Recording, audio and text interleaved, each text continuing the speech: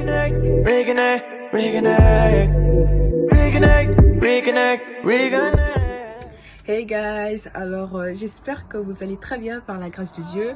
Moi personnellement, je vais très bien par la grâce de Dieu.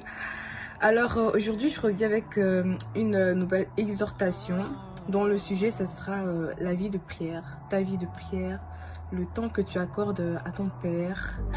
Et puis voilà. Donc on va commencer par lire à Jérémie 33, du verset 19 au verset 21. Donc, je lis la parole de Dieu au nom de Jésus-Christ. Le Seigneur a encore adressé sa parole à Jérémie. Voici ce que je dis, moi, le Seigneur. Est-ce que vous pouvez briser mon accord avec le jour et avec la nuit? Est-ce que vous pouvez empêcher le jour de suivre la nuit et la nuit de suivre le jour? Sûrement pas. Alors aujourd'hui, j'aimerais te dire un truc. Sache que personne ne peut briser l'alliance que Dieu a faite avec toi. Sache que personne ne peut retirer, ne peut modifier ce que Dieu a prévu pour ta vie. Personne ne peut enlever ce que Dieu t'a donné. Mais sache que ta vie de prière a un très grand impact dans ta vie. Ta vie de prière joue un très grand rôle dans ta vie, dans tes études, dans ton avenir, dans ta vie en fait. Ta vie de prière joue un très grand rôle.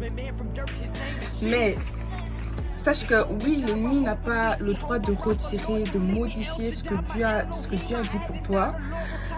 Alors oui, le diable n'a pas le pouvoir de supprimer, d'effacer tout ce que Dieu a planifié dans ta vie. Mais à travers le manque de prière, le manque d'obéissance qui ouvrira énormément de portes dans ta vie, sache que le diable aura accès à tes bénédictions. C'est-à-dire, il aura accès à les bloquer. Alors,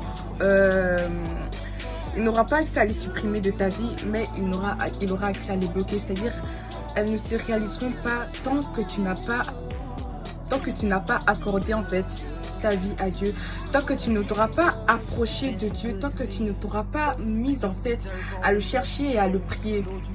Sache que par exemple, il y a une chose que tu devais avoir il y a 2 ans, mais ça a pris 4 ans pour se réaliser. Pourquoi 4 ans? Parce que tu as pris 4 ans à rester, en fait tu as gardé Ismaël, voilà, on va prendre l'exemple d'Ismaël. On va dire que tu as gardé Ismaël pendant 4 ans dans ta vie. Et tu n'as pas laissé la place en fait à Isaac de se réaliser. En fait, tu n'as pas laissé la place à la promesse de venir dans ta vie parce que tu as gardé Ismaël pendant 4 ans dans ta vie. Tu as décidé de garder Ismaël, de rester dans le mal, de faire ce que tu veux sans suivre la volonté de Dieu. Alors aujourd'hui, j'aimerais te demander une chose en fait. En une journée, on a 24 heures. Durant ces 24 heures-là, est-ce que tu accordes le temps à Dieu? Qu'est-ce que tu fais de toute ta journée? Tu restes sur les réseaux sociaux jusqu'à quand? À regarder la vie des autres, à regarder la vie des célébrités, à juger les autres en fait sans regarder ta propre vie. Qu'est-ce que tu fais durant ces 24 heures-là? Ton père, il est là. Ton père, il attend à ce que sa fille vienne devant lui.